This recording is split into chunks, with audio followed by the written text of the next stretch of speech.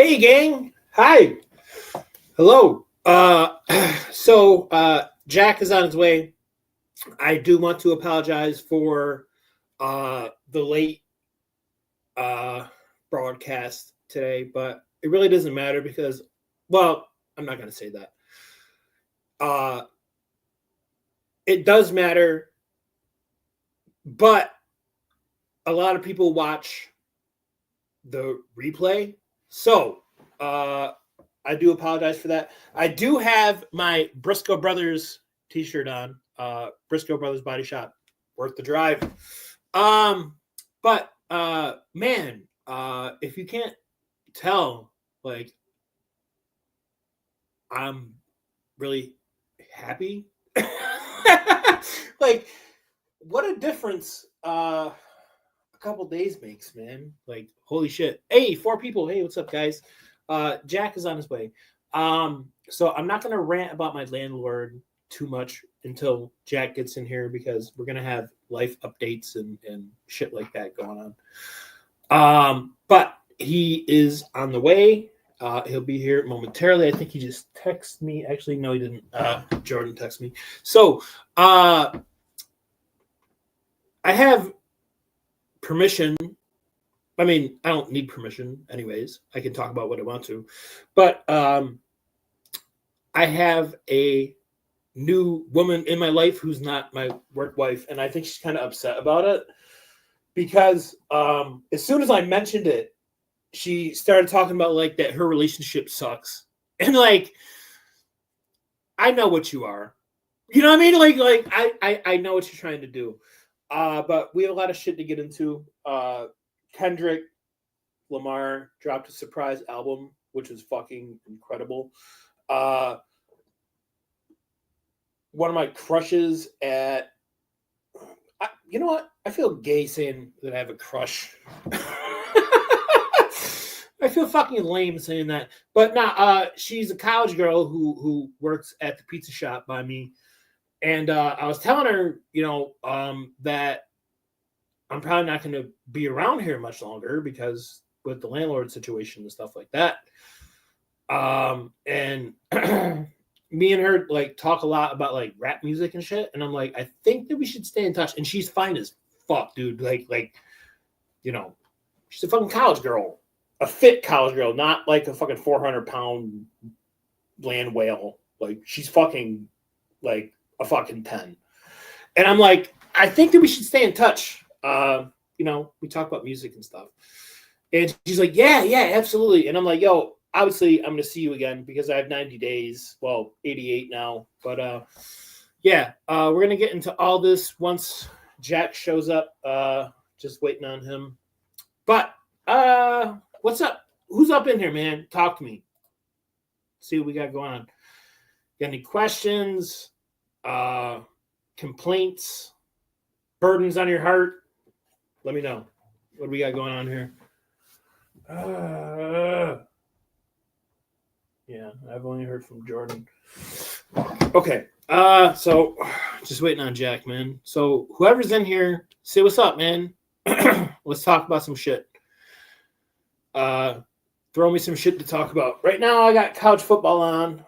I got a bet going. Shit like that. I'm gonna text Jack. What the fuck, man?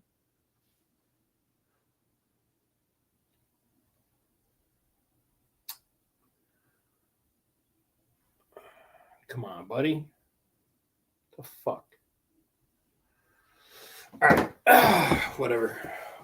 I'll do this shit solo if I have to. Oh, I have a new vape because I'm really tired of fucking smoking outside. It's getting cold. Fuck this shit, dude. Tired of smoking outside. Fuck it. Yeah, man. Things are looking up. Let's see. Macaroni Tony, what's up, bro? Let's see. Did you see Lil Wayne? Yeah, dude. Yeah, I did. So I think Lil Wayne's being a fucking bitch about that, dude. Like, Kendrick said that he was a fan of you. Like, did you expect Kendrick to like turn down the Super Bowl halftime for you, because I get both sides, right? Like Lil Wayne, in a way, probably like deserved at least a spot, and like I'm pretty sure that Kendrick's gonna bring him out anyway. He's gonna bring him out anyway. So why being a bitch about it, dude? But yeah, I don't. Yeah, I think Lil Wayne's being a fucking pussy about it, dude. And also, he is affiliated with Drake too, and like, I don't know, like Kendrick is a Wayne fan, so like he was never dragged into this shit. But now we may have like another layer of this beef that I don't know, dude. It's been such a year in fucking hip hop, dude. This rivals like 2014, I think. He probably got told about the verse, told wrong about the verse. That's what he'll say. Yeah, dude, he didn't diss him, bro. He said that he enjoyed the fucking Carter 3. Like, what is your problem, dude?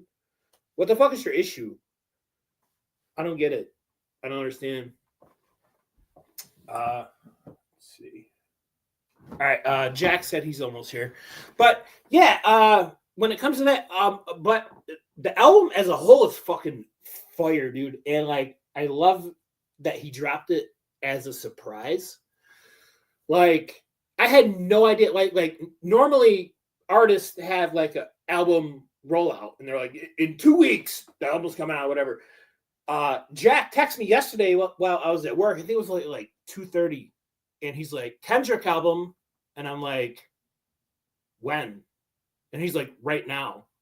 And I'm like, what? And it fucking sucked. I had to wait 2 hours to fucking listen to it because like Kendrick to me is artist of the year, dude. No debate, hands down. Like he ruined Drake's career, dude. Drake has not recovered, and I don't think Drake is going to recover.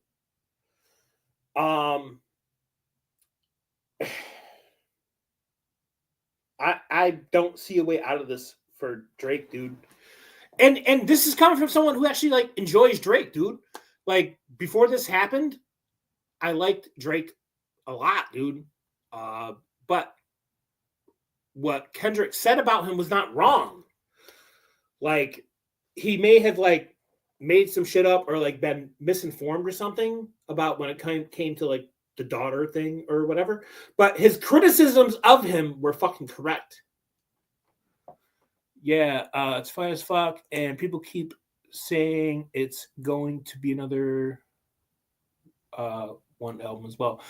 Man, fuck, dude, like Kendrick, 2024 Kendrick,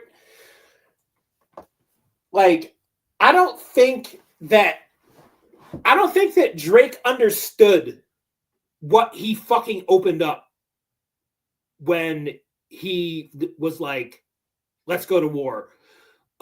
You got a level of war that I don't think you were fucking prepared for, buddy. Because, I mean, one of the best days in hip-hop history, dude, was when Drake dropped that track against Kendrick. And then, like, 30 minutes later, Kendrick responded. Like, dude, total fucking victory, bro. Total victory. You can't come back from that, dude. And it was so fucking fire, dude. It wasn't like he came back with some weak shit. He fucking dismantled this fucking dude. And the way he did it was like, he did it in like every aspect of him. Like, so like he tore down like his mom, his dad, his gambling addiction, like the women he fucks, like everything, dude. And then like if you take the beef as a whole, he beat him in every single fucking aspect that you can beat him. He beat him with a fucking pop record with Not Like Us, right? He beat him with a pure diss record. Jack's here. Give me 1 second here. Wait, Jack, what happened, bro? You will need to connect their mic before. Turned it all off. Sorry. Okay. All right. Sorry, I didn't mean to keep you waiting. No, you're good. But so we were talking about the Drake and Kendrick beef. Yeah. Right. So what I was saying is that Kendrick beat Drake in every single fucking aspect that you can beat someone in music, dude. So he beat him with a pop record with Not Like Us. Mm-hmm. He beat him with a pure like nasty fucking diss record on Meet the Grams. Yeah, dude. And then there's a couple more, right? The timestamp record. So like he fucking dismantled him on like his own shit, pretty much. Like there's not an aspect that he didn't destroy this dude, and I don't think that Drake can come back from this, dude. And as I said before he came in here, this is coming from someone who like was a fucking really big Drake fan, dude. Yeah. He hasn't done much since that. He's released a couple singles. But I mean, I mean, he's tried. It's weird how every feud he's been in, like besides the Meek Mill one, which he kind of won, but like the Pusha T one, like I don't know how the Pusha T one wasn't the end for him, and he never like. That feud never had like a settlement. He just kind of like. But Drake does this one thing that I really fucking despise about anybody. Don't bring family and personal shit into a fucking beef, into a feud or a fucking beef, dude. Yeah. Pusha T's wife had nothing to do with this. Yeah. Nothing. And that's exactly why that he got exposed for having a fucking kid and hiding the fucking kid, because you brought it there. Yeah. You fucking brought it there yourself. So I don't want to hear shit about fucking that what Pusha T did was fucking unfair, because it wasn't. It wasn't at all. No. Like when you diss someone, it all bets are off. You know what I mean? No, right. But Drake, so like Drake took it to the point to where that he brought up family. Yeah. So once you do that, then all bets are off, buddy. Yeah. Like you went there first. Pusha responded accordingly to me. But I will say though that Drake did recover from the Pusha T beef, because it was right. The Pusha T thing started, or I mean the whole when his son being exposed, that happened like a month before he dropped Scorpion. Yes, yeah. And like he's made solid music since then. You know what I mean? Yeah, he's made what 3-4 solid albums since. Yeah. Everything, and as I said, like I can't stress it enough. Like this is coming from a fucking Drake fan.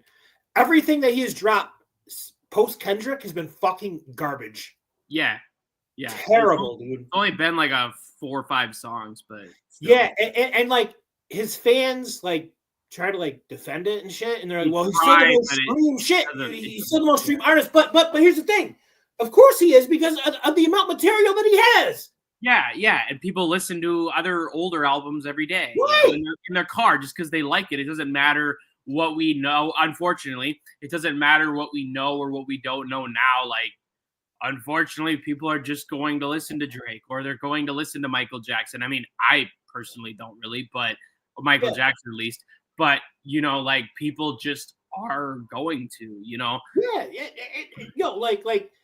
And Drake fans will put up a fight when I say that Drake is a fucking pop star. He is. Yeah, and that's okay. It is.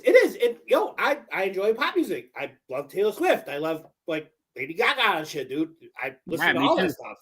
Like I listen to everything from fucking black metal to fucking pop. Like right. There's nothing wrong with him being a pop star, but his fans get really fucking pissed if you fucking say that. Dude. Yeah. Aubrey's Angels. Yeah. Yeah, okay. That was a good opening. I enjoyed that. Okay. Let's get into the landlord bullshit. Let's get into this.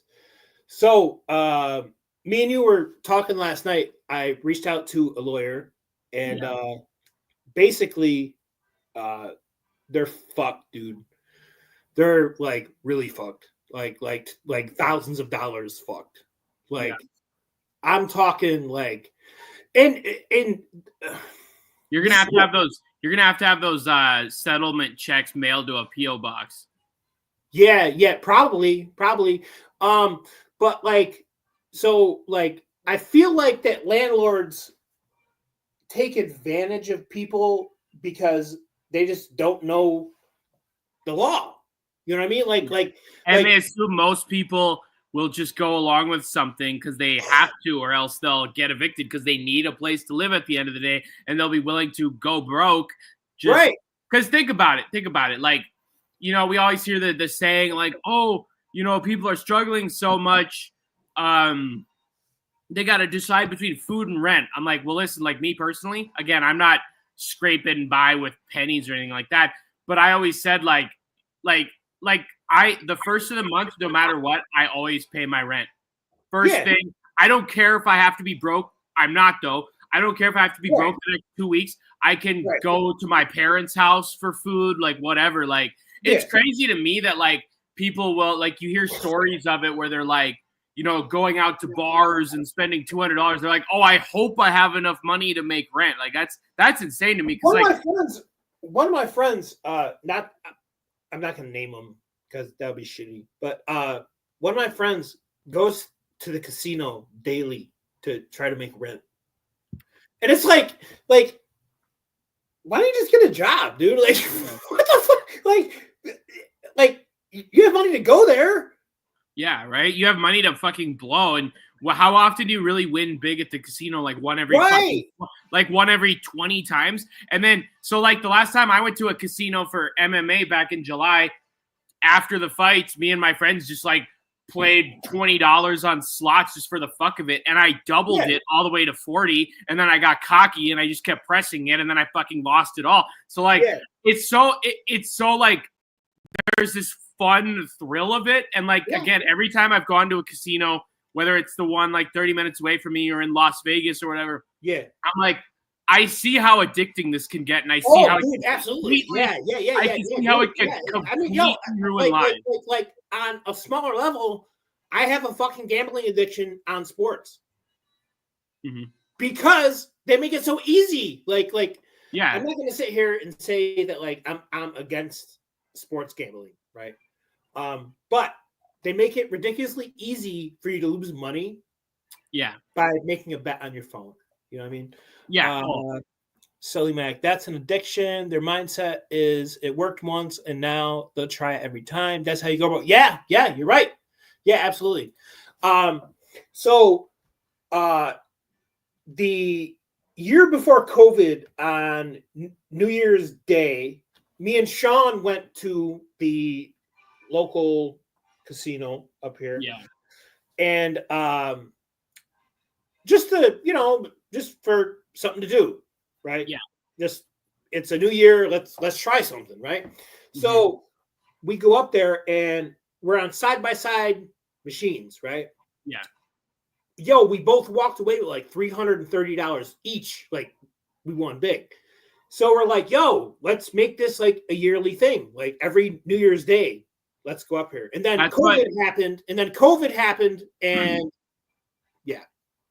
that's what my grandparents used to do. They used to always go because like I didn't, I never lived in Minnesota besides when I was like born 2 years after I was born. So like we never had like big family Christmases or anything. So like my grandparents, like their tradition would always be they on Christmas and Thanksgiving they'd have like the holiday dinner at the casino, and then they'd go to one of the I'm not saying that I'm against gambling or casinos or whatever, but I think that it should be like you said, like a once in a while thing. Again, I did some slots at the native reservation casino here because I was just there after MMA, and I had like a $20 bill in my pocket, so I was just like, fuck, might as well like just see what happens. But yeah, no, Yeah. like there's people I see, like there's this guy I have on Facebook. Like I literally only have him on Facebook because like he used to come and like buy shit when I worked at the mall, but he's like retired and shit. He goes to that casino like every day and wins. He wins really big. But again, he's retired and wealthy, so like he has all this fucking Yeah, but money. so like for example, right? My aunt is like a really big gambler, like to the point to where like I don't know if you know this, but like if you gamble a lot at a casino, they like, offer you like free rooms and shit. Yeah. Like a lot of like the Luxor in Las Vegas, like they'll offer you comp like food cards, comp rooms, bunch of shit. So she's on that level, right? And they offered her at the end of the year. They go, "Do you want to see your win and loss like payout thing?" And she's like, "No, absolutely not. No, dude, that means you have a fucking problem." Oh, serious? Yeah. I saw a video once, and it was Reddit. It was a Reddit thread, like it was a Reddit thread of like casino employees. What's the most disturbing thing you saw while at a casino? And none of it was like drunk people or anything like that. It was like people with serious addictions. And this one post said the guy was clocking off to be off for the weekend or be off for his 2 days, and saw some old person playing this fucking slots over and over and over. Yo, actually, yo, did you ever see that video on Twitter of the old dude at the casino? And like, I didn't even know this was like an option, but I guess on certain like slot machines, you can do like a direct bank withdrawal, dude. And he fucking converted like $20,000, dude, right on the fucking machine, dude. But yeah, that person, he said on the Reddit post that he saw this person playing slots on his way out, and he came back from his 2 days off, and the same person was still at the slot machine. No way. Yeah. Did you know? I mean, did you know that in casinos, whether they're big Vegas ones or your local ones, did you know there's never clocks in casinos? Really? So then you're there gambling all day. And then you look at your phone or whatever, or your watch, and you're like, "Oh fuck, it's 3 a.m." Yeah. I mean, I get the logic behind it, but I would have never have fucking my dad actually told me that. And then another thing is, especially in like the bigger Las Vegas casinos, is think like I saw this video talking about it. Think about like if you're walking down a hallway of whatever. And that you turn like there's like in a hotel, like think of like a hotel hallway, like there's turns and shit. In a casino, like when you're walking through it from wall to wall, there's like no sharp turns. So mentally, like you're kind of stuck there. You know what I mean? Yeah. It's kind of like how grocery stores are set up. I'm not sure if you know this because you used to work in a grocery store, so maybe you do. Yeah, I worked at 2 different. So like everything that you need as a necessity is so like cleaning shit or food or shit like that. It's all around from like it's in a square pretty much. So like that makes sense because like my Walmart that's literally right across the street from me. Yeah. All the food and shit is on one end, and all the toothpaste and deodorant and cleaning shit is on the complete opposite side. Yeah. And then it really is like a square because so the toothpaste and soap and all that shit is on the other end, and then the like cleaning shit like Clorox wipes and Lysol spray and shit like that. That's in the back. So anything that you don't need is in an aisle. So when you go looking for the shit you need, food, cleaning shit, whatever, you then pass toys, clothes, like candles and nice little shit for your house. So that does make sense. And I've seen videos where people talk about that, like at Walmart or Target or something. Like you go in for 2 things, then you come out with $200 worth of shit. Sully Mac said, produce, meats, dairy, breads, all around the perimeter. Yes. Pretty much in an average grocery store. Yeah, in a normal grocery store. I was just kind of I was just kind of comparing it to Walmart, where they have other shit. They have electronics and toys and clothes. But like everything that you need is within that area. That perimeter. Yes. Yeah. And then all the unnecessary shit. I've been going through some shit and like words escape me sometimes. And like, thank you for that, dude. I really appreciate it because you conveyed my point exactly. That's exactly what I was trying to say. Like, again, like it makes sense because then so everything you need is in the line of the square, and then all the shit you don't need, clothes and toys and electronics and fucking whatever else is like inside the square. Right. One thing that I did promise Sully Mac that I'll get into, and you know this, but not many other people do. So my Facebook gets stalked by the landlords, by my landlord's daughter. So does she have you as a friend? No. So I can't even block her because I don't know what her name is on fucking Facebook. I can't do anything. So she might have like burner accounts or some shit. Right. So when I put that picture up, and that's why I've been doing it like to like break balls because you guys pissed me off. So I have a picture on my Facebook. I'm going to show you exactly how the fucking picture looks, right? This is what the picture is. It's me with a fucking that's our logo. That's our logo right there. No, it's me with a cigarette in my mouth, but it's not lit, right? Yeah. So the day after I put that up, I get a call from my landlord, and she goes, "Why are you smoking in the house?" Oh, you mean when you put that picture up like 2 months ago? Yeah. Oh. So this has been going on for a minute, dude. Yeah. And I don't know if I've said this on here, right? I don't smoke inside because I'm a smoker, but I don't like the smell of smoke in my house. Yeah. And plus, if you smoke enough in your house, it'll like stain your walls yellow. Yeah. So like, and like even when I was with Savannah, right? We were both smokers. Yeah. And like we would kind of like both smoke at the same time.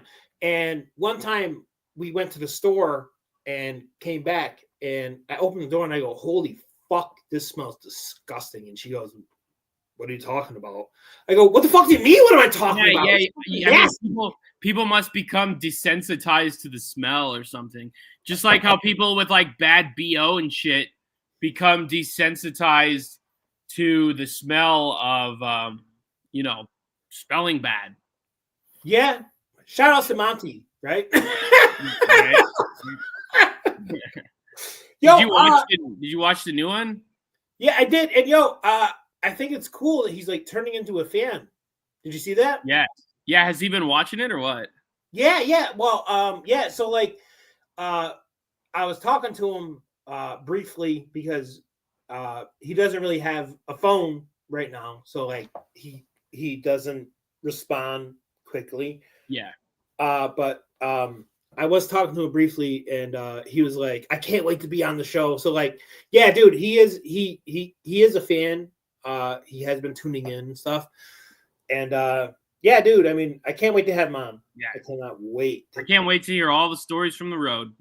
Dude, these stories are gonna be like generational, dude. Like this is gonna be like some fucking like Forrest Gump shit, dude. Basically. Yeah, like this guy's walking from fucking New Mexico. No, wait, Colorado, right? He started in New Mexico on a town like right by the border. Okay, all right. So he's walking from New Mexico to fucking Utica, New York. And right now he's on like the Colorado-Nebraska border. Dude. As far as we know. I respect the shit out of him for doing it, but he doesn't need to do it. His sister has offered him. His sister's offered him a bus ticket and a new phone and all this stuff. And he still says he has like too much fucking pride to do it. Fuck pride at that point.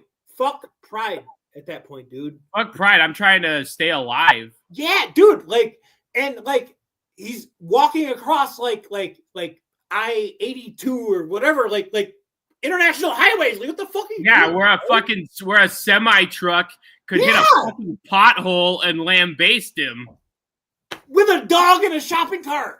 Yeah. Like, what the fuck are you doing, dude?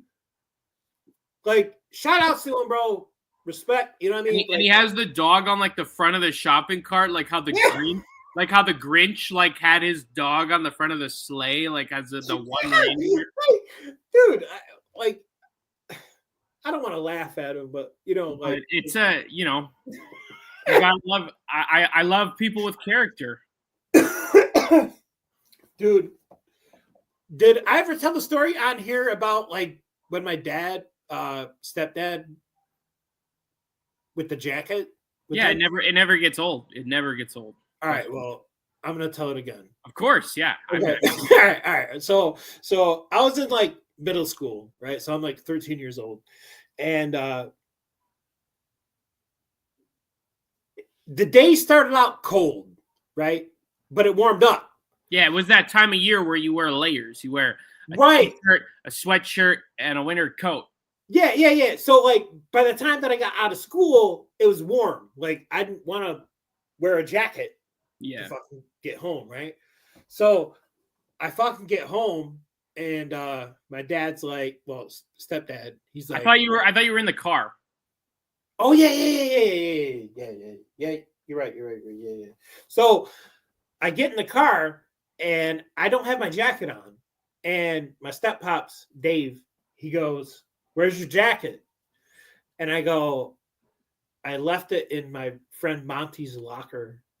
And he goes, "Monty who? Don't even fucking say Lee!" And I'm like, I'm like, yeah. He's like, "They have fucking roaches!" And I'm like, I didn't know that, dude. Like, I just know him from school, man. He just offered to keep my jacket in his locker, dude. What grade was this again?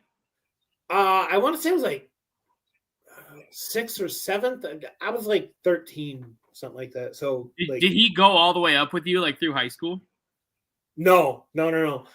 So like after middle school, we went our separate ways. But that's the good thing with like Facebook is that like you can find anyone. Yeah. So like, it reminds me, like maybe this sounds a little weird, but again, I moved to Yakima where I live now, going into 2nd grade. Yeah. I spent preschool through 1st grade in Phoenix, Arizona. And I remember in 1st grade, there was this like new student girl like halfway through the year. Yeah. And I remember her name to this day. And I was in 1st grade, so like that must have been like my first crush or something. I looked her up on Facebook and I typed in like Phoenix, Arizona, and I found her, and she's like a fucking like sorority chick now. I'm like, it makes sense. It just means I have good taste. Yeah. Do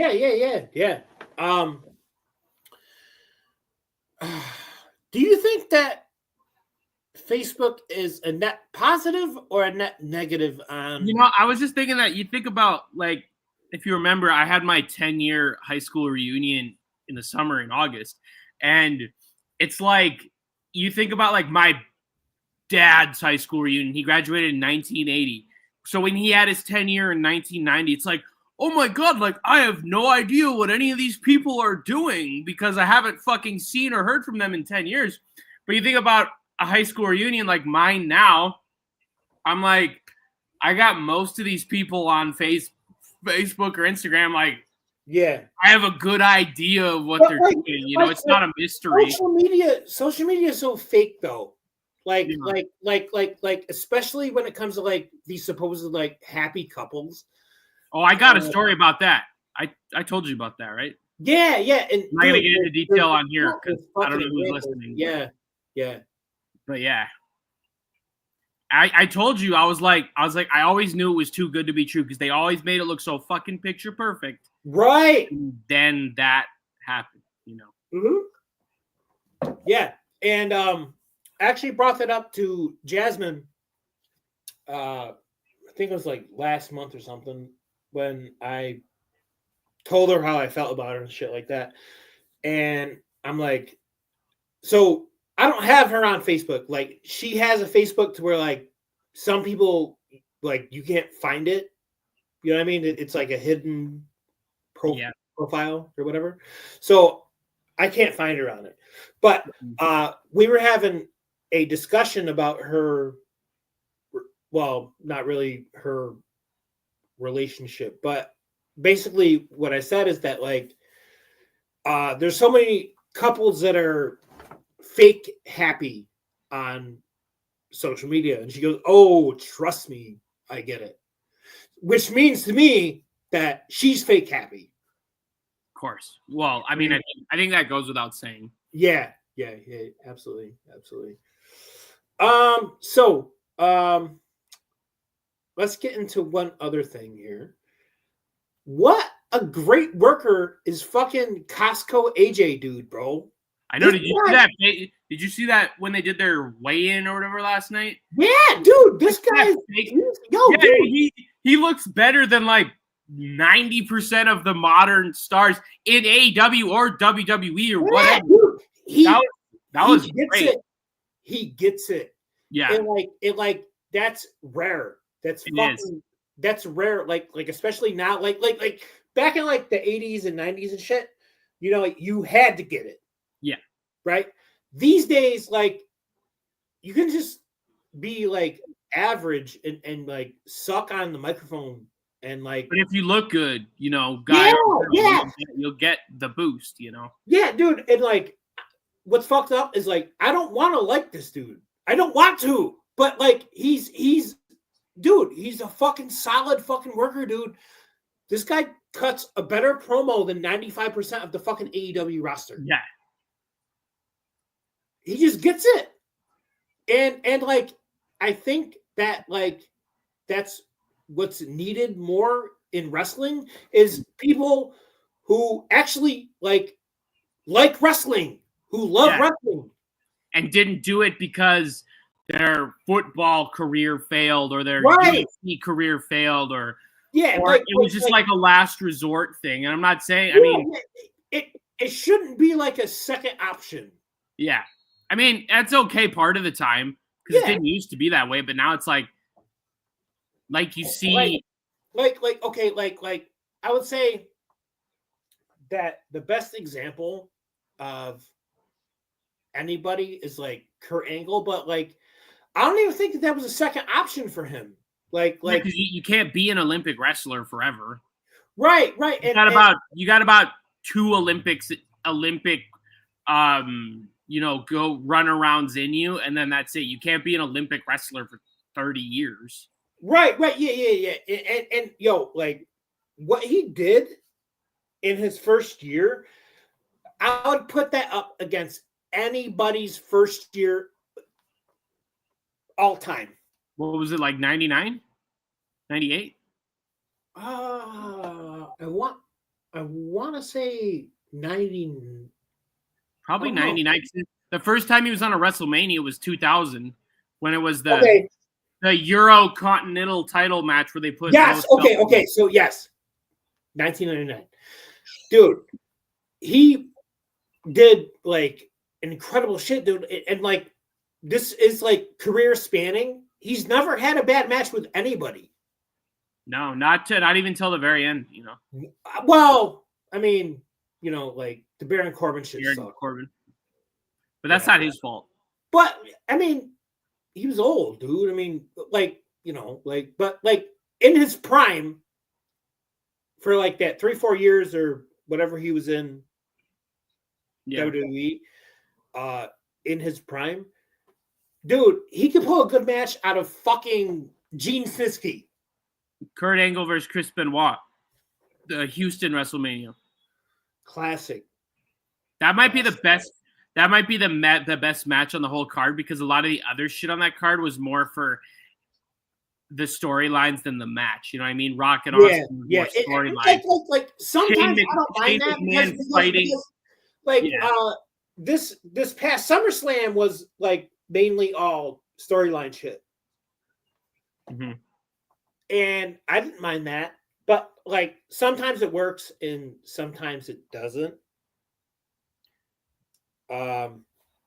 But yeah, for the one that you just mentioned, yeah, that one didn't work.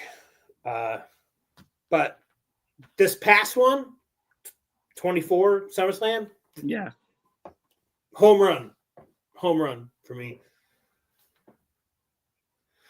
But so the AEW pay-per-view is tonight, right? Yeah, I was looking at the card yesterday. It's not. Again, it's basically what you fucking get from an AEW pay-per-view. Dude, like, I mean, at least in 2024, maybe in 2019 it was different, but no, but like, like, I've said this to you a lot. Like, you used to be able to bank on an AEW pay-per-view being a home run every fucking time. These last couple have been horrible, dude. Big Boom AJ with Big Justice versus Cutie Marshall. The Rizzler will serve as special guest timekeeper. Wait.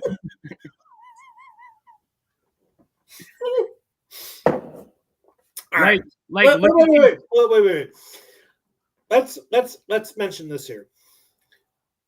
Why is Tony Khan getting advice from him? Yeah. You're like a fucking billionaire. He's part of a why fucking... Are you getting marketing advice from fucking... Yeah, you're part of a... How have you not learned any business advice? Like, again, he doesn't just do AEW. He does the Jacksonville. He works within the Jacksonville Jaguars. He also works within... They own a Premier League club, Fulham FC, so he has a position within them. And they also own... some shit his dad invented some contraption that has to do with the automotive industry. So he has all these fucking that's how they became rich in the first place. But they have all these fucking avenues and you never learned anything in doing this shit for like 20 years. Cause he's like in his early 40s. So he's been doing this shit for 20 years. See, like, aside from 2 or 3 matches on this AEW pay-per-view, it's literally all just shit you would see on fucking Collision any other week, but you're paying $50 for it. I mean, if you're not streaming. Yeah, right. Like Buddy Matthews versus Dante Martin versus Commander versus the Beast Mortis 4-way match. Like, that's just some shit you'd see on Collision. Like MJF versus Roderick Strong, that seems a little intriguing. Jay White versus Hangman Page. You know what? What the fuck is going on with Adam Cole with his fucking... The guy looks like he's like just came out like Fort Knox. Like, what the fuck, dude? Like, why is this guy gold? And then there's 4-way tag team so don't get me wrong, these 4-way tag team matches were cool when they had like the Young Bucks in them, and then they had whatever that tag team was called with Pentagon and the other dude. Lucha Bros, right? Yeah. Like those 4-way tag matches were cool when it had guys like that in it who could like set up really good spots. But like the 4-way tag team matches, Private Party versus the Outrunners versus Kings of the Black Throne versus the Acclaim. I am a fan of the Outrunners. They are very 80s style to me.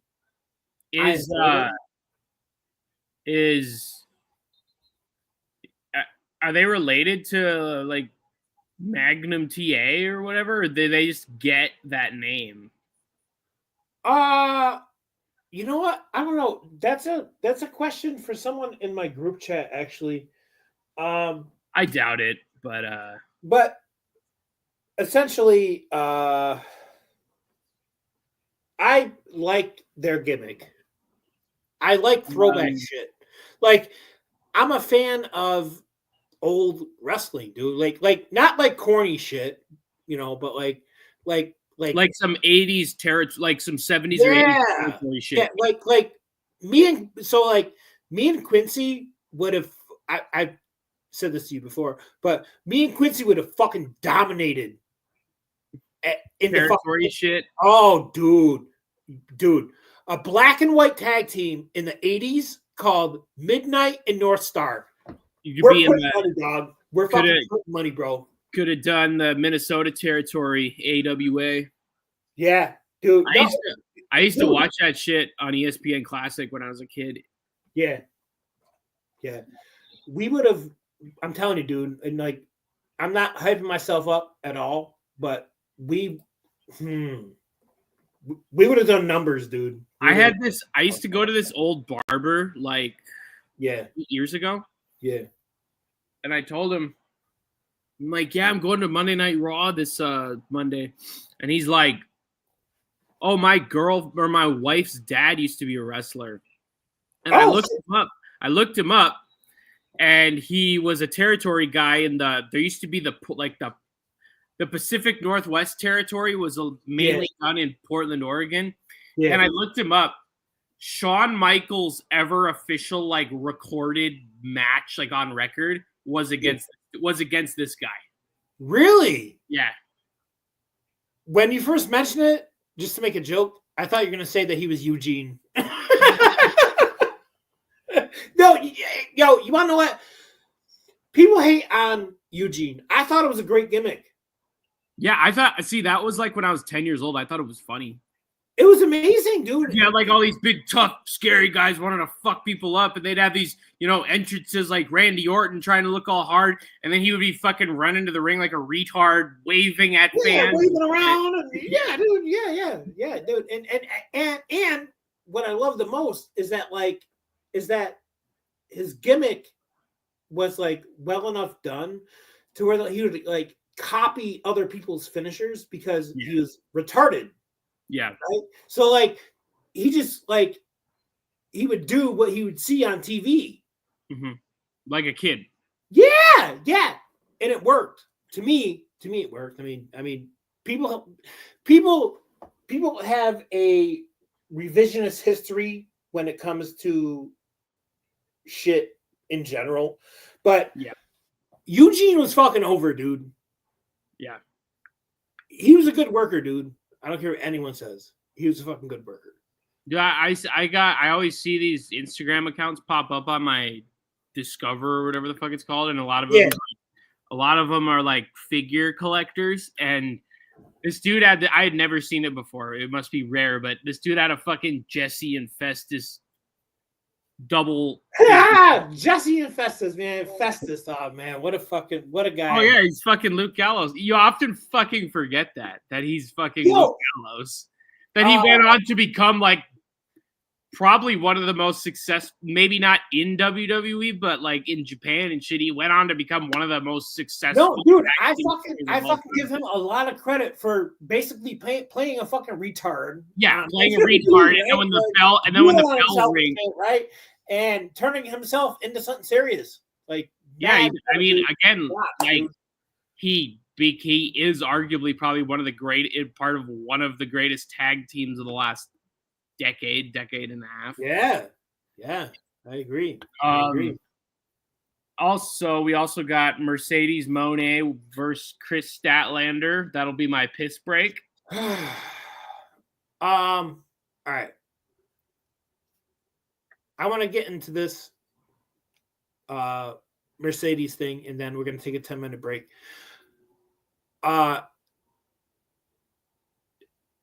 Like, am I alone in thinking that like she thinks too highly of herself? 100%. Like, she's not as good as she thinks that she is, dude. No, because if she was, she'd still be in fucking WWE. Yeah, and it's like, like I'm totally like in support of people believing in themselves and their abilities and shit like that, but she's not on the level of like Charlotte or like I'll you know what? I'm gonna make a bold statement. I don't even think that she's on the level of fucking Tiffany Stratton. Yeah, I can attest to that. Yeah, I remember back in the day when they had that Charlotte and Sasha feud, and the title would switch hands like every 2 fucking weeks. That Dude, was it was like absolutely 7 times in like yeah, it was fucking like 7 times in 2 months. yeah, and then they had like didn't they have like a cage match or like a Hell in a Cell on like Raw or something? I think so. Yeah, and then I just remember Like, there was no, one like where they like went in the crowd and she like stretched her back like on the fucking railing and shit. yeah, and like don't get me wrong, like that match went hard. It was a Yeah, really good match. It was, but I mean, Sasha's career highlights are like the Bailey match in NXT. yeah, the couple different ones in NXT. Yeah, When she came and out of the fucking Eddie Guerrero car at NXT Brooklyn. I I'm gonna say it's not awful. Okay, I fucking hate that she looks up to fucking Eddie Guerrero because she sucks at doing his moves. Yeah. Her frog splash sucks dick. I'll say one thing. I like that Dominic Mysterio takes shit from Eddie Guerrero because he has the look and he excels at it. Dom is another one, and I can't believe I'm saying this, but Dom gets it like Costco AJ gets it. Yeah, yeah. But Dom was raised in that family. From You know what I birth. He mean? was raised in the industry. So it's a little bit different. You know what I mean? It's a given talent almost, you know. Yeah. But before we go to break here, I have a question for you. Who is the better heel right now, Dom or MJF?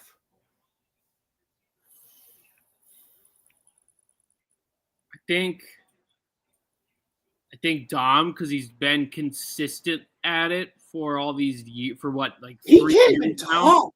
2 years now. He fucking grabs a microphone and it's deafening booing. It's definite, and for a while we thought they were like piped in for TV, but it's legit. Yeah, it's not piped in, dude. No, like this guy grabs a microphone, dude. He doesn't like he grabs a mic, right, and he's just like, "Hey, whoa!" right, and like he's not even saying anything awful. Like, Yeah, he's not like I fucking hate Toledo, Ohio, or whatever. yeah. Like he's just saying, "Hey, I have something to say." Boo! Like this is like generational heat, dude. Yeah. But yeah, all right. Let's take a 10-minute here. We'll be back at 35. 35 is fine. All right. I will see you in a few. I do have a vape here, but it doesn't compare to smoking a cigarette. So let me go ahead and pull up this thing here. Give me 1 second. All right, bro. I'll see you at 35, right? All right, cool. Later.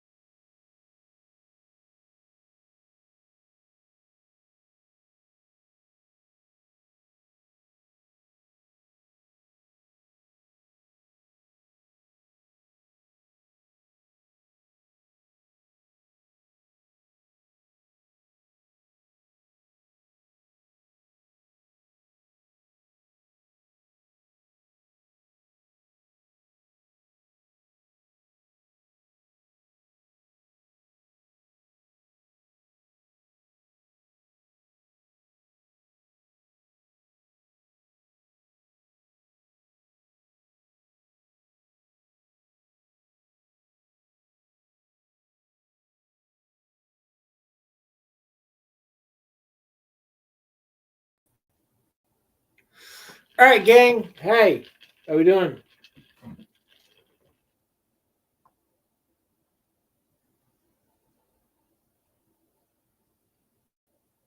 One second here.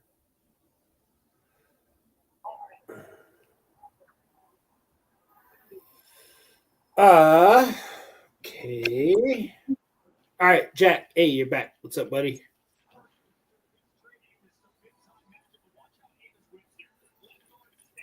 Hey, can you hear me?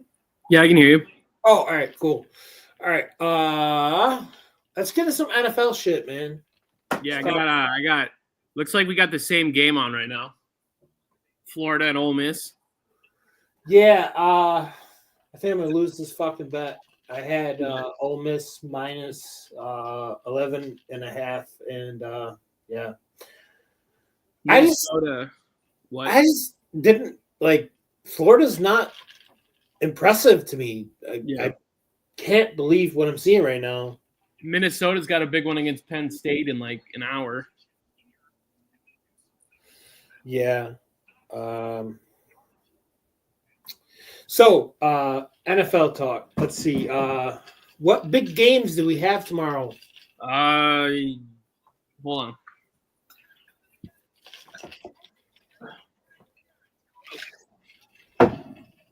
We got Vikings and Bears. I just know that off the top of my head.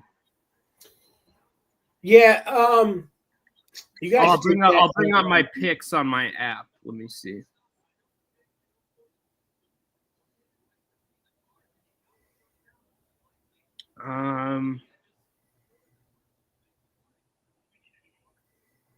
Whoops, wrong thing. Okay.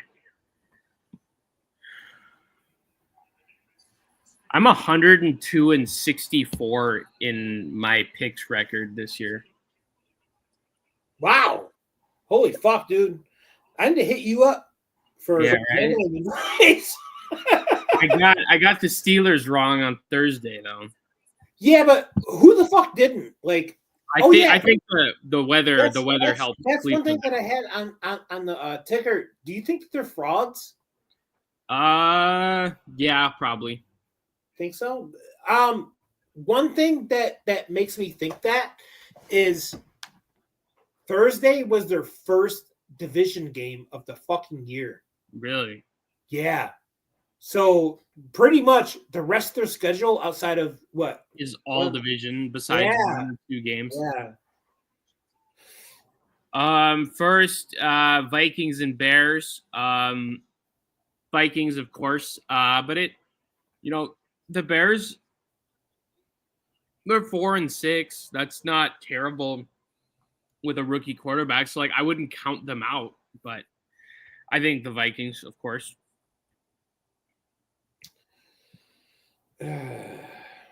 Yeah, I think you guys got that one. And then next we got Detroit and Indianapolis. I think Detroit's got that by a lengthy margin because Indianapolis is really they're 5-6, which isn't horrible, but they have such a mess where they keep flipping back and forth between quarterbacks and all that stuff. Right. Shit. My Cowboys are fucked, dude. And then we got Patriots and Dolphins. Dolphins are a favorite here, minus 400. I can attest to that. And then next we got Tampa Bay Buccaneers against Tommy DeVito and the New York Giants. Oh yeah, dude. Yeah. How do we feel about Daniel Jones just being dismissed? Yeah, right. Remember when that's unheard of, dude. Remember when the Raiders kind of did that to Derek Carr a few years ago, but they didn't release him. They just kind of said you're done for the rest of the year, but they didn't release him till after the season. They released this dude mid fucking season. Yeah, dude. Yeah, that's unheard of, dude. And you know what's and it really makes me mad because I can't believe the fucking Vikings lost a playoff game to this guy. He's terrible. He's terrible. I knew it when they drafted him. Like, so, like,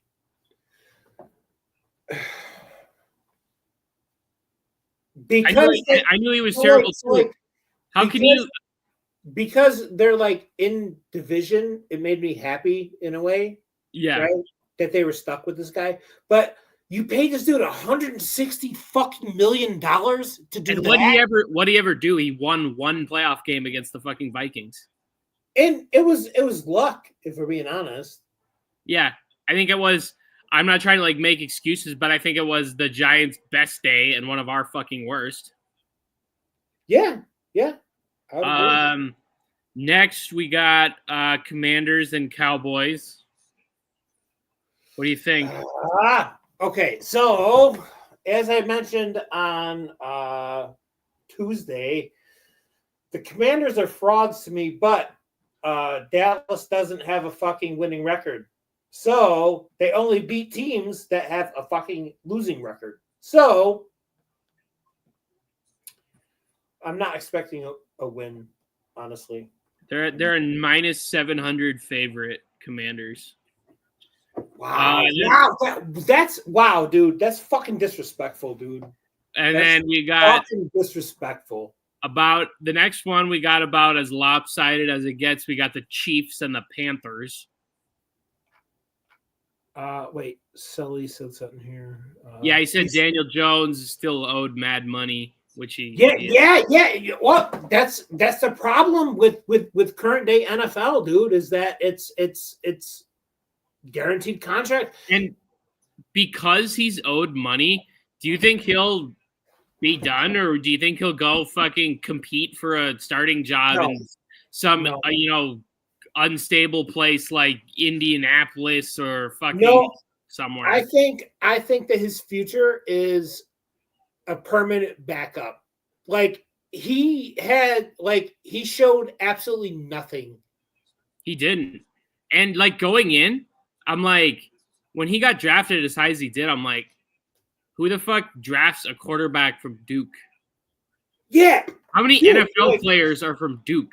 Duke's a basketball school. I sent you that thing yesterday where Tiki Barber, yeah, he said that he would take Daniel Jones over Lamar Jackson. Yeah. I saw that. What the fuck are you talking about, dude?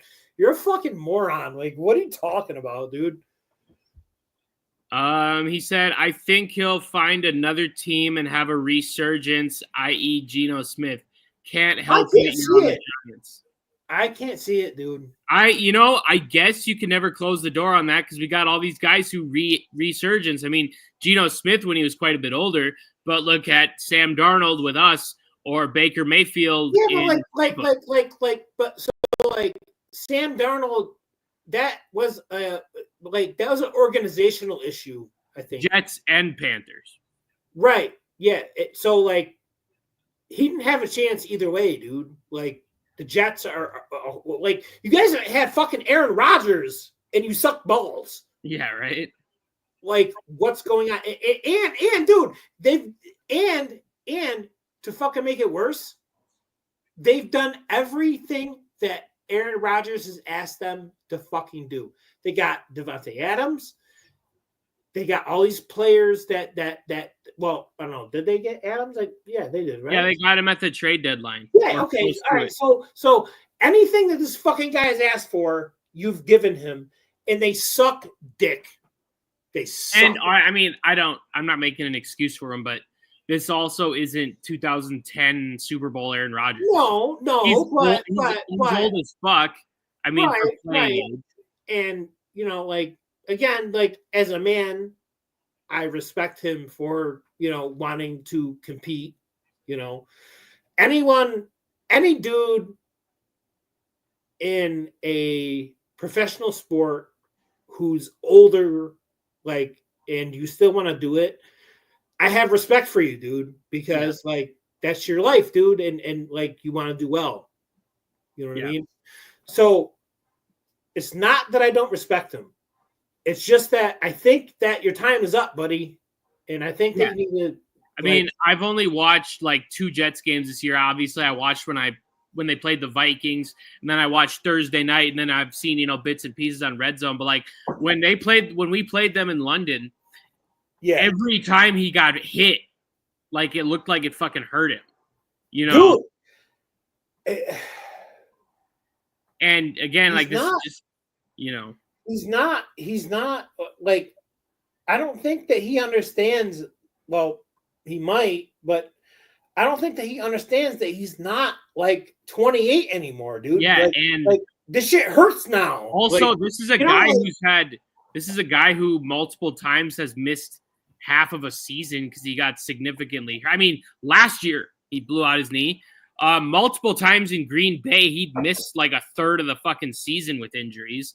So this is a guy shit I ever seen with him is that clip when he was in Green Bay and like they gave him like some kind of like painkiller, like cortisone shot or something, and he ended up coming back and he left the game and he came back and he won. And Michelle Tafoya, I think it was interviewing him after the game, and he was like, she goes, "What was wrong?" And he goes, "My knee." And like the fucking way he said it, you could just tell this dude was fucking zooted out of his fucking mind, dude. It was so funny. But that's the thing, like, he's not that guy anymore, dude. No. And I don't think that like he realizes it. Like, yeah, and I'm sure it's a hard realization to. It is, dude. Like when it comes to me with the bank stuff, like I was great at that, right? And like if I ever fell off, it would bother me, but I would still believe that I was just as good as I was, even if I'm not. Yeah. Let's see. Sully said something here. Let me see. Yeah, he said Jets are a fucking mess. The team is doing everything except change QBs to fix the team. But who is their like they went through quarterbacks like I fucking changed fucking clothes. You're right. So like this is an organizational fucking issue, dude. Go all the way back to 2020. They've had Sam Darnold, Zach Wilson, Joe Flacco, fucking Mike White or whatever, Aaron Rodgers. That's 5 guys in 5 years. Yeah. There's more too. I'm sure I forgot. Sully is right in the sense that they're a mess, but it's not a fucking quarterback issue. It's an organizational issue. Their backup is Tyrod Taylor.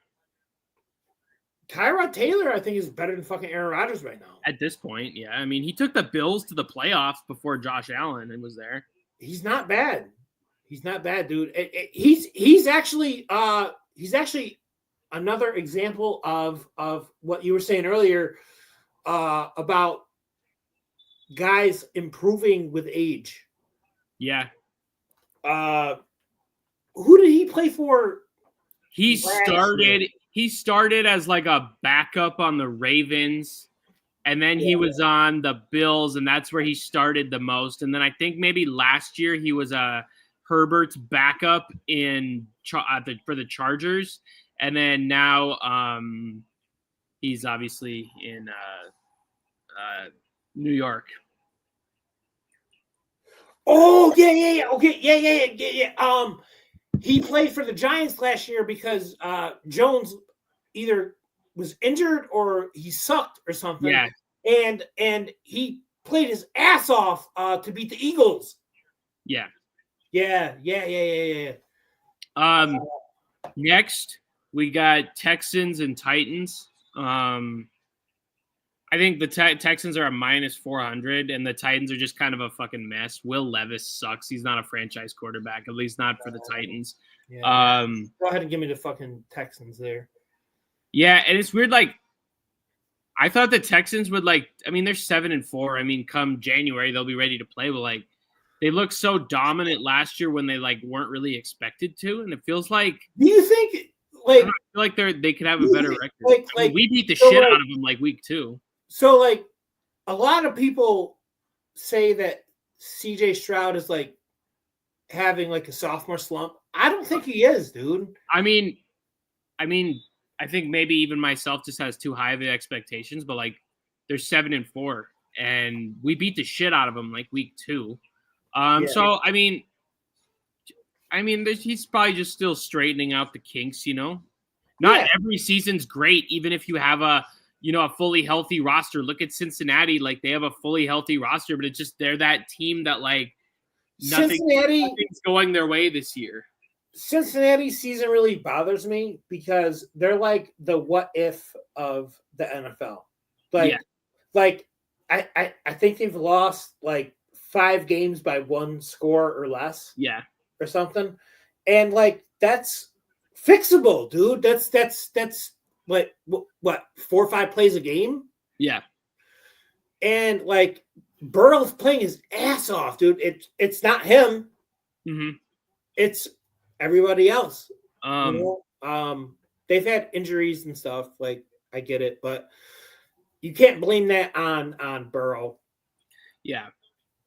Next we got Broncos and Raiders. I'd say the Broncos are probably the biggest surprise of the whole season. 6-5 with a rookie quarterback.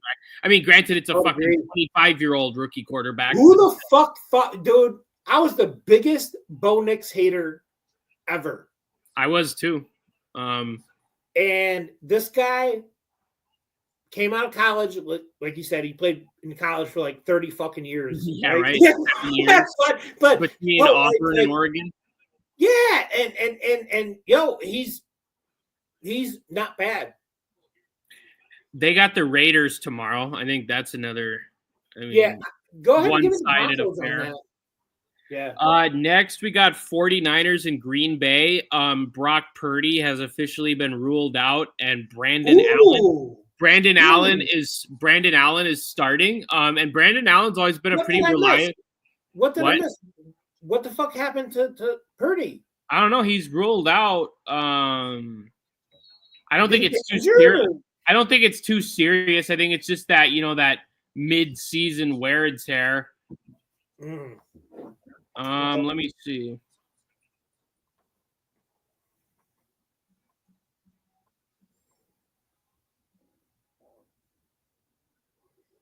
Brock Purdy. God damn it. Just give me a fucking article. I don't care about all this other shit. Okay. Brock Purdy. It's just something wrong with his shoulder. Oh, okay. Well, I mean, I'm a 49ers hater. I don't want to see anybody get injured. I'm not a piece. I don't think it's something too serious because it took all the way until today for them to rule him out. And Brandon Allen starting. That could be bad though. Yeah. Because like if you're waiting that long. Yeah. To announce it, that I don't know. I don't know. And Brandon Allen starting in his place. He's been a pretty reliable backup the last few years. He started for Joe Burrow, not last year, but his rookie year when he tore his ACL. So he's had some starts. He's had some starts in Cincinnati, and then he's also had some starts in Denver too. Okay. So he's a guy with experience. So like you can't they're like the Packers are a -250 favorite, so they're not like a hefty favorite. But I gotta change this pick. I can still change my picks until game time. So because actually, you know what? I'm still gonna go with the 49ers for an upset. You have that much faith in Brandon Allen? Yeah.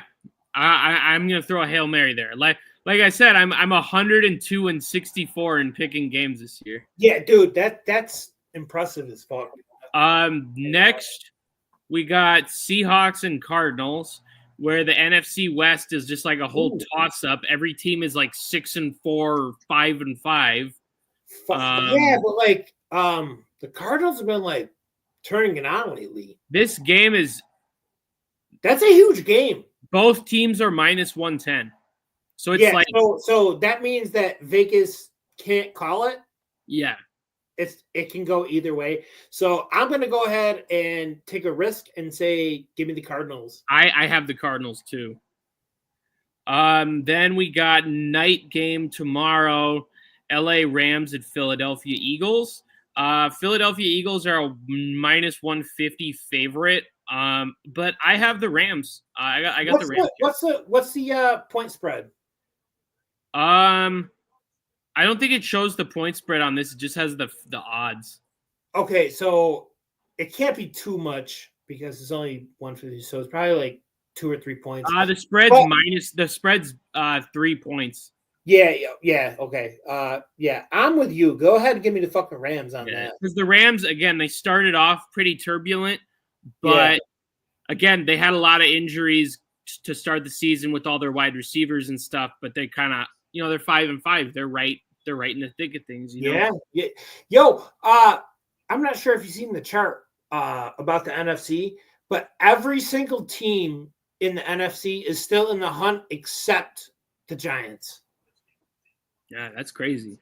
Yeah. They're used to, like, I feel like something changed in sports in the last 5 or 10 years where, like, yeah, there's teams that suck and they're going to have losing records, but, like, with a healthy roster, like, it's an any given Sunday thing. It's kind of like that in the NBA too. Like, back in the day, I remember, like, in the early 2010s, 2000s in the NBA, there used to be teams that were so putrid they'd win 15 games the whole year. In the NBA, like, the worst teams still win like 25 or 30 games, which still isn't good, but out of 82, like, that's not putrid.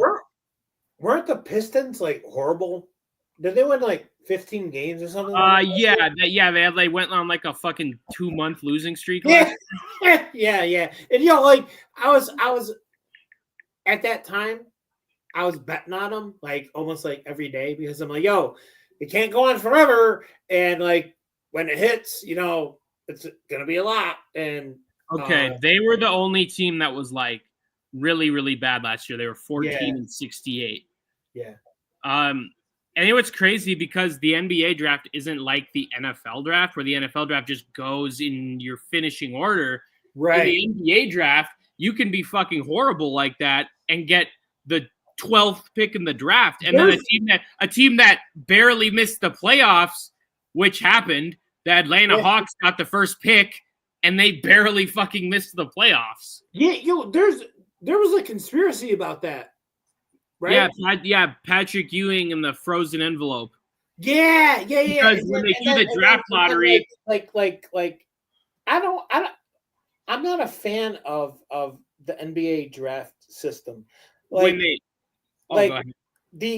NFL one works fine. Like, that's the right way to do it. If you fucking suck, then you need help. Yeah. So, like, what happened with when they do the NBA draft lottery, think of like these notebook tablets as envelopes. They go like the number, they take these envelopes out and they open them and they go, the 10th pick goes to the Minnesota Timberwolves. And then they open another one and they go, the 9th pick goes to the Atlanta Hawks.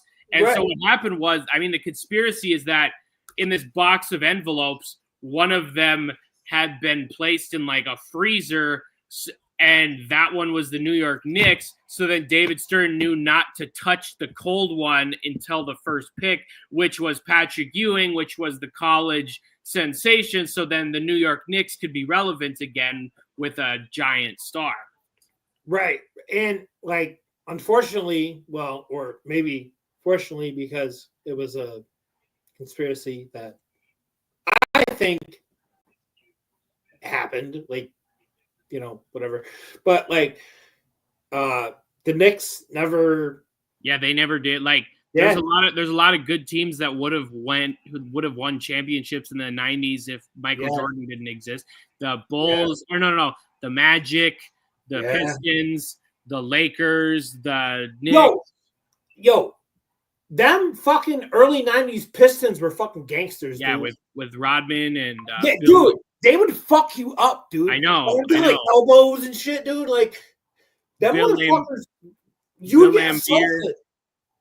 Dennis Rodman, Yeah. Isaiah Thomas, the Yeah. Bad Boy Pistons. Yeah, absolutely, dude.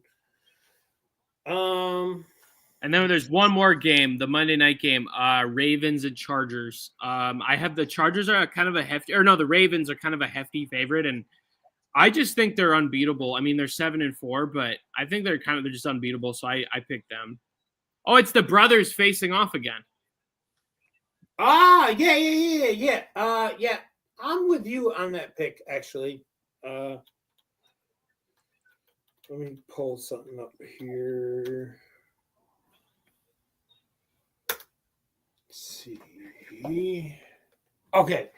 I did have one more thing to get into before we get in this shit here today. Let's see. Okay. All right. So we did cover a story where the dude faked his death. Yes. To go to Uzbekistan. So let's learn more about this thing here. Let's see. Mm-hmm. Okay. All right. What to know about a Wisconsin man who faked his own death and fled to Eastern Europe? So, as I've been researching this, I've had a lot of people reach out to me and tell me that Uzbekistan is not in fucking Eastern Europe. So I don't know like why the media is getting this so wrong, but Uzbekistan is in fucking Asia. Really? So yeah. If you look it up, you will see. Yeah. But okay, let's see. All right. Green Lake, Wisconsin. Wisconsin man who faked his own drowning this summer and left his wife and 3 children has been located in Eastern Europe and is communicating with law enforcement. So he actually did reach out to them. Oh my God. Yeah. But he is not committed to returning home. Green Lake County Sheriff Mark Podol said Thursday that Ryan Borgwart began communicating with authorities November 11th after they tracked him down. The sheriff showed a video that was sent to police from an undisclosed location. The sheriff said that no criminal charges have been filed. How? You faked your death. How? Yeah. And he does not believe that they'll be necessary while authorities keep pulling at his heartstrings to come home. Here are some things to know about his disappearance. Blah, blah, blah, blah, blah, blah. We already know about all this stuff. How did they find him? Clues from his search history and shit. His identity was confirmed through asking him questions that the sheriff said only he would know. And by a video he made and sent to them on November 11th, he has spoken with someone from the sheriff's department almost daily since. However, Podol said that his exact location in Eastern Europe was not known. What was in the video? So he was in an orange T-shirt, unsmiling. Why would he be smiling? I mean, what the fuck? Looks directly at the camera, apparently filmed on a cell phone. He says he's in his apartment and briefly pans the camera, but mostly shows a door and bare walls. I'm safe and secure, no problem, he says. How did he fake his death? Well, we already covered that. Why did he do it? He faked his death and fled because of personal matters, thinking it was the right thing to do. The sheriff said. Investigators found that he took out a $375,000 life insurance policy in January for his family. So, I'm really fucking confused right now. How can you commit like fraud of $375,000? Yeah. On life insurance and fake your death? and there's no charges brought against you. Yeah, right? I mean, not yet, at least. No, I mean, yo, the sheriff said that there's no plans to do it.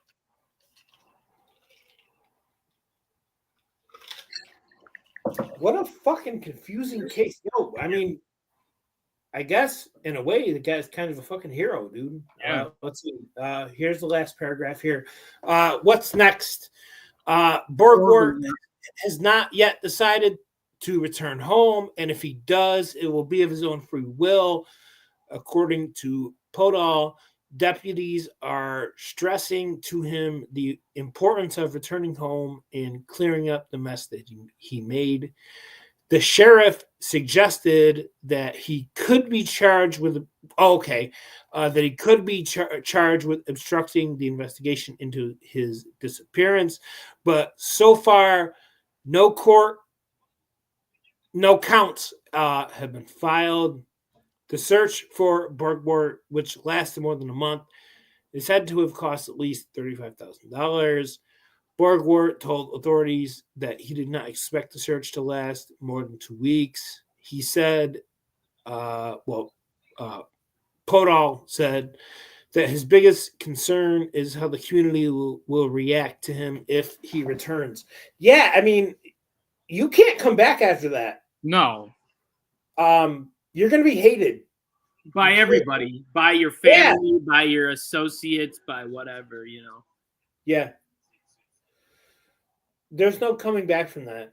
You kind of fucked up, buddy. There's no other way to put it. You fucked up. Yeah. Yeah. I agree. You heard about that other case I sent you, right? That Hannah Kobayashi girl? Yeah. Oh, yeah. Yep. She, like, had plans. She lives in Hawaii, and she had a flight from Hawaii to Los Angeles and then Los Angeles to New York City, and she never made it on the connecting flight to New York. And then she like left the airport and went to some bookstore in LA and then asked the girl working there if she could charge her phone. So she did. And then in another thing, it's a whole weird ass case. And then another thing is someone took a picture at some shit in LA called like the LeBron James experience at some Nike store. And she's in the background just by chance, like walking by in the same clothes she was in on her flight. And then she sent all these weird text messages to like her family and friends where, what is it? She said, like, I have no money now. I was duped by someone I thought I loved. And then she, like, returned to the airport twice. And she was, like, seen at the train station in L.A. and all that. And then it's gone pretty much cold, like, in, like, the last 2 weeks. She's, like, missing? Or yeah, she's still missing. Yeah, like, right now. Like she's got like all the you know the cell phone pings and stuff have gone cold now, and I guess from what I've been reading, people's theories and shit, like people like whether they're on drugs or not can go into like these manic episodes for like 3 days, for like 3 days and go off somewhere like into the fucking forest or some shit and not remember any of it and then get taken advantage of or killed or some shit. Yeah. As someone with a past drug problem, I can attest to that. Yes, 100%. But my laptop here is about to die. Mine too. So close to it. Not that bad.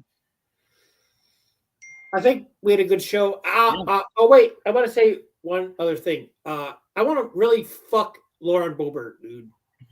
She's she's fine as fuck, dude. Let me take a look. I gotta refresh my memory. She's fine as fuck, and she's down for whatever, dude. Like she was like jacking the dude off at that Beetlejuice fucking play. What? Yeah, dude. Google it. I'm just gonna put Lauren Boebert Beetlejuice. Yes. Pull it up. Lauren Boebert Beetlejuice video. Lauren Boebert escorted out of Beetlejuice musical in Denver after causing a disturbance. Yeah, she was jacking the fucking dude off in the middle of the fucking play, dude. So she's down for whatever, dude. And she's fucking fine as shit, dude.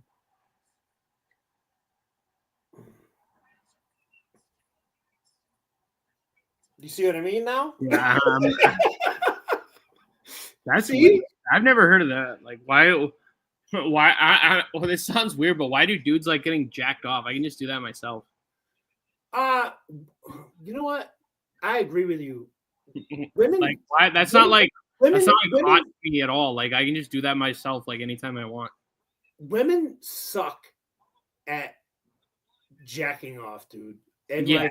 like I get it because like they don't have one of their own, right? But like, why are you like pulling and tugging and like, what the fuck are you doing, bro?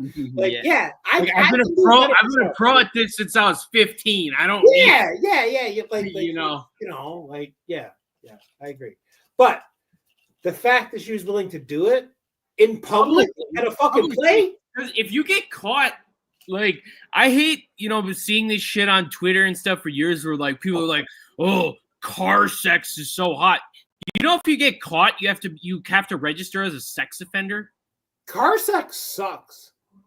I've never had it because I don't want to risk. Well, I always preferred having it. I always preferred having it in a. I've done it one time. And it sucks, dude.